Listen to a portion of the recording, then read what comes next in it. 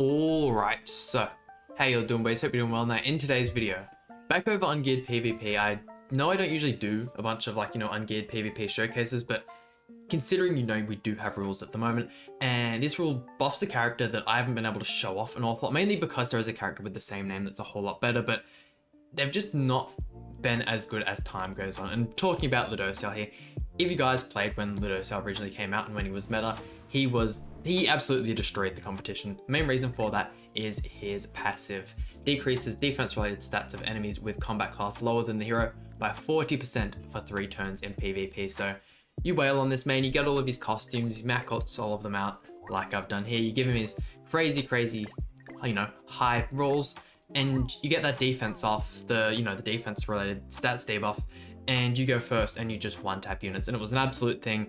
You could literally just use any unit alongside him with like Halloween Gotha and you won. And why is he not meta now? Well, mainly because, there is another unit named LUDO.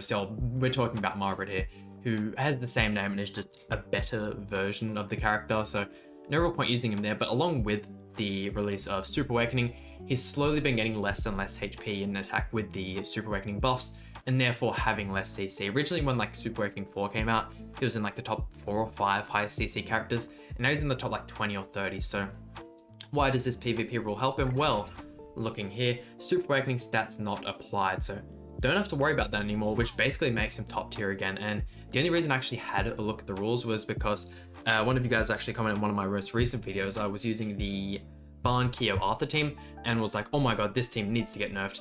And you guys were like, well, the team is going to get nerfed. There is a rule that's buffing at the moment, which is honestly a sigh of relief. It was just absolutely tearing up teams, but here's the team we're using today. I figured why not use him with Yori and Keo. Just continue on with the theme of the King of Fighters characters, but yeah, this is the team we're using today, and let's jump right into it. Oh, also, and if you guys don't know what LUDO fully does, its first card here is just a single target card. Second card here is a Rupture card, it's an AoE. The ultimate here, unfortunately we only have him 5/6. I have pulled more than 5 versions of him, but I thought I already had them fed in, so I just ended up using them for Super Awakening. But inflicts damage equal to 490% of attack on all enemies, and creates a barrier equal to 65% of the attack. We've already had a look at the passive, but the Grace evades skills with Petrify, Freeze, or Stun effects for 2 turns at the start of battle. Includes unique and commandment effects, excludes ultimate moves, does not apply in deathmatch. So super good character, and yeah, let's jump right into it. Here we go, and let's see it. It has been too long since we've used my boy, and if we didn't get a full debuff, yeah, look at that. Starting off the match, full passive applied, and who are we going to get the extra ignite on? I might see if I can go for a turn 1 kill on someone here. That's it. It looks like the Escanor. Perfect. We can definitely start throwing these Iori cards into him there, and hopefully we get it. Even if we don't kill him, definitely a lot of HP down, and we can, yeah, look at that. The Infect card as well being super weak at one side, you can just see how easily you can just tear through units. And this is why LUDO is so OP. Like, you go first, and then you can just instantly pick a unit, and being down a unit, like, not only are you drawing 1 less card, but if they have another unit die, you only get to use 2 cards per turn, which is just like, at that point, you've lost the match. And LUDO is still in some super crazy strong teams. You can still use the LUDO, Lollymel, and the one Escanor, which is really strong, kind of like bursty team. If you don't go first, it is a bit of a risky team, which is the only reason why I wouldn't recommend it. But let's see here, putting up the taunt on Arthur, I think I might just go, I'll definitely throw out the Infect. We don't want him recovering any health due to the gift buff there. Gotta just kind of kill Arthur here. I really doubt we can kill him, but we'll see. Yeah, Keo is still an insanely strong unit. Actually, before this video, I actually made sure I paddled the right gear on my units, which just me being in habit of doing that before a video starts, completely forgetting the fact that we're doing an ungeared showcase. But let's see, if he doesn't have a nameless dance here, I reckon we could easy take out Barn, but he's not gonna let that happen. Putting up another one of those. He doesn't have the Holy Relic, so killing Barn, actually, we might be better off killing Keo, in all honesty. We don't have any ult gauge removal, which is unfortunate to say the least. We'll go 1, 2, and 3. I mean, very well he could just kill us with Barn here, which would be unfortunate. I actually think he runs out of his gift effect, which would make him even weaker. Actually, yeah, no, we definitely get the kill with Yori here. Easy clap onto. We have full crits as well, hopefully. At least close to it. And just the Barn remains. I mean, yeah, like I said, he could easily just wipe us here. That's definitely a possibility, but let's hope he's not a 6/6 boy. honestly, starting off the video pretty well. LUDO is one of those characters where if you go first, it's like an easy win. If you go second, it can be an easy loss. And unfortunately, probably like a 1-6 bond, so we'll throw out some of these. Oh, there we go, got the forfeit. Another thing I'd like to add as well is when actually playing when LUDO was like a big thing, when you spawned into a match versus an enemy LUDO and he just got like the full debuff on your team, it was the worst feeling. Like, it's almost just like a feeling of impending doom because you know what's going to happen. You're about to get absolutely destroyed. Let's see here though, can we kill ER? He's level 85 and he got the debuff on him, which is why I'm kind of focusing him out here. Actually, yeah, no, we definitely can't. I probably shouldn't have used a single target there in all honesty, but that's alright. I mean, that's probably what this video is going to be if we keep going first and back-to-back forfeits just like that. Definitely a bit of a rage-inducing unit, a bit of like a more wailed out unit as well. Actually, when I summoned for LUDO, at the time I was free to play, and although it was a big commitment, I think I ended up spending like 600 gems just on summoning him, let alone, you know, I did also have to get the cosmetics and whatnot. What do we want to go for here? I think I might 1, 2, and we'll waste a single target, why not? So yeah, no, I like made sure, because obviously Globe was so far behind JP at that point in time, and did we really kill Arthur turn 1? Anyways, I was like, I saw LUDO and I was like, there's no way I'm not having that unit, and I want him to be able to be at his peak, so I saved up all my cosmetic materials, I saved up all my gems, and although like, yes, I was a free-to-play player, I had a LUDO that could compete in like really high level PvP, and it was like, although yes, he is a super whale, that character, and I did only have him 1-6 at the time, which some matchups I would literally just end up having my LUDO beat because he was only 1-6, but half the other opponents I faced, it was not a big deal, and like, this is a game where like, if you're free to play, although you probably won't be able to play all the units in the game, that's just the way it is, you can definitely like still compete in top level gameplay without spending money. Like, granted, you know, you will probably have to like be really careful with your materials and whatnot, and very like restricted on the characters you build.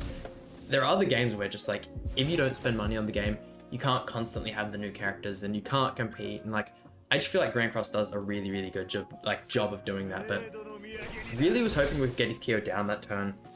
His Barn's gonna start doing a whole lot of damage, let alone his KO as well, yeah. How much did he lifesteal? Ooh, yeah, we are getting awfully low. And his Barn's got ult. Okay, this is a problem to say the least. What do I even want to do here? I don't think there's anything we can do to kill Barn. I might just throw this out to maximize card draw and get an ultimate on the LUDO. I doubt it's really gonna do anything. Actually, yo, this team is actually sick. There's no way we just killed Barn there. Can we get a forfeit? That's right. I mean, I will finish this match off just so we can show off the LUDO. Honestly, one of my favorite animations in the game as well. It's a fairly simple ultimate, but I don't know. I just like the way it looks. Throwing this one out here. If you guys use the Lolly Mel, it's basically the same ult as that one, but instead of putting a shield around the whole team, it just puts it around LUDO. I'll make it really, really strong, but on to the next match. And a Chandler Margaret team. I feel as if I might actually, in my last video, I ended up getting absolutely floored by a Chandler team, so I might end up trying to use one in my next video. Really mainly talking about that. I was really hoping that I'd go for Chandler or Margaret there. Mainly talking about the kind of, what's the word I'm looking for? The full stance team is what I was thinking about trying. Let's see, I think we'll go, we want to go for Chandler instead. That way, at least if he starts putting up those counters, he's low enough to the point where hopefully we can just chuck out a really strong card and get him dead. Yo. Don't get me wrong, having UR give the like Iori makes him like insanely strong, but he's just not put, maybe, actually I should probably think about that, yeah. The whole reason we're doing this showcase, probably due to the fact that we have that LUDO debuff, but it is just so crazy good, and like, you guys can see it, I don't really have to say anything. You guys are seeing what he does, and like, at the time as well, Goddess Liz was such a, like, you know, prevalent unit, and having her shield was just so painfully annoying. Being able to use this Rupture card as well to just, you know, remove the shield and then just throw out an AoE and do heaps of damage was so, so good. It was a strong point where I just refused to use teams without LUDO because dealing with Goddess Liz was just way too much a pain. Let's see though, getting the extra Ignite on Margaret there. Easy wipe. I might actually go ahead and go like this. Get a lot of damage off on the Kyo 2-star. I actually had a friend as of recent do like the single summon got KO, and he was so hyped. He's done like such a good job of summoning on the King of, like, gotten all the new characters, gotten KO as well, which were like the only characters he was super interested in.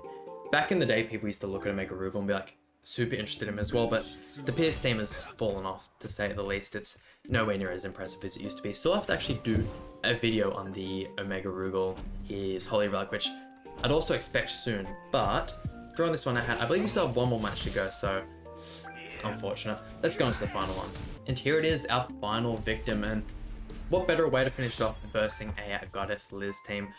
I really would have liked the extra Iori card, but it's alright, what can you do? I definitely feel as if though this has been a quicker video as well. I mean, it makes sense. I feel as if though, other than like the first two players, we haven't versed like a lot of super strong units. If we could kill Escanor there, that'd be even better on that 1 HP. Easy revive, there's not an awful lot he can do in this. Like, I know if you guys play Dokkan, there's such thing as the same name update where it basically allows you to use characters of the same name.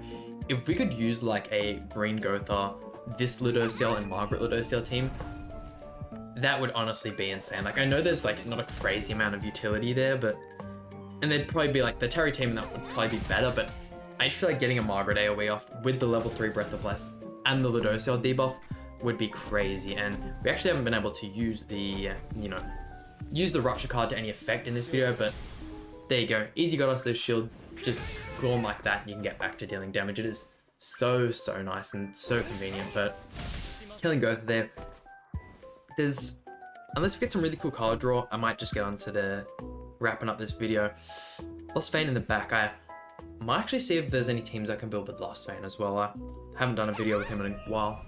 There we go, and that just about does it for today's video. I mean, honestly, one of my favorite units in the entire game, and I didn't even really get to talk about the fact that you can use him as an association and you get the effect of his, grace. The ability to put this guy on like a Barn team, put him as the Barn association, have your Barn get to, max ultimate gauge, and just the opponent, if they don't have ult gauge removal, not be able to do anything about it. Like, against, like, say, the Volley team, for example, them not being able to freeze your Barn is a huge deal. But if you guys, haven't already had him built up, probably, I mean, I'd probably still advise building him, not to the point that he is on my account. There's not really any purpose. You're not going to be using him in the front anytime soon, but hope you guys enjoyed today's video. Please hit the like button, subscribe. Really means a lot to me, and I'll see you guys for some more Grand Cross content.